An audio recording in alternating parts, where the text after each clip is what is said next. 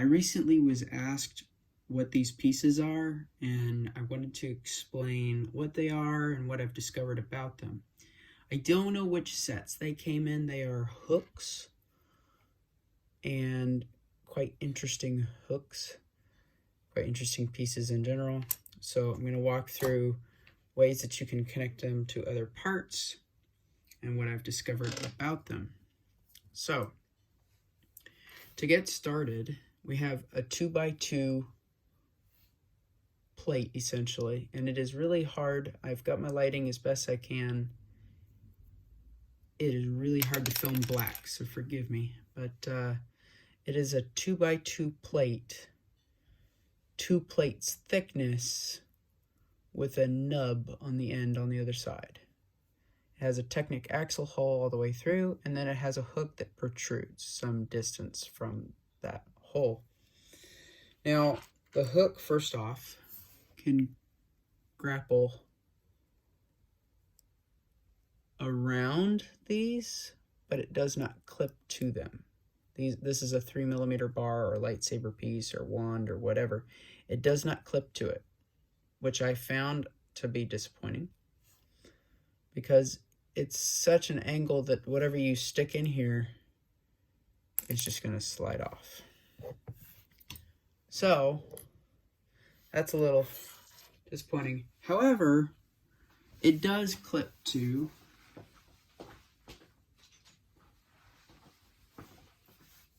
.4mm thick pneumatic tubing quite nicely.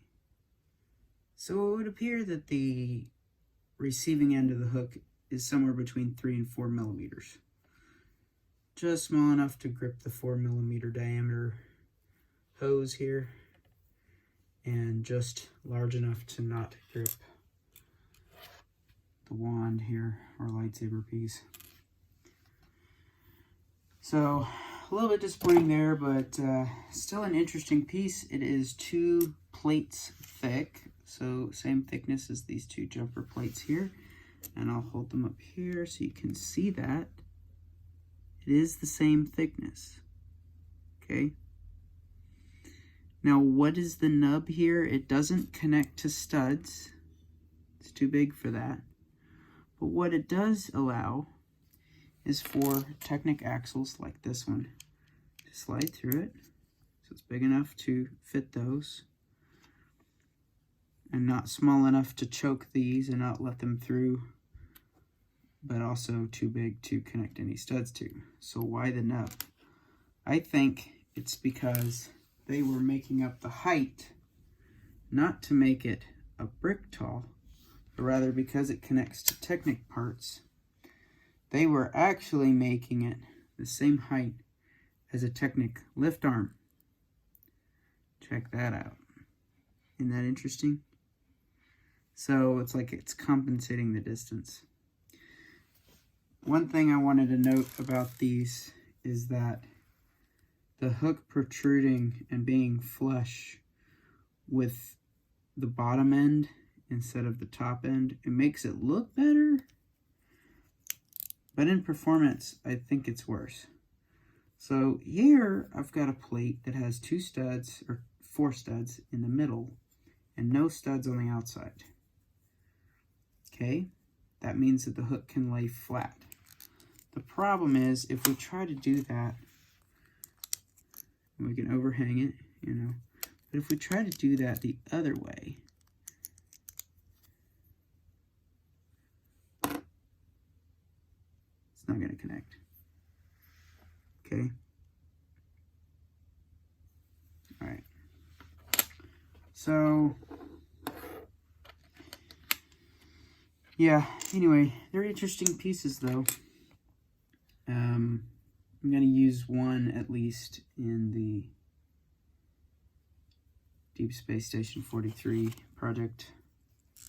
There's actually a built-in, well, there's actually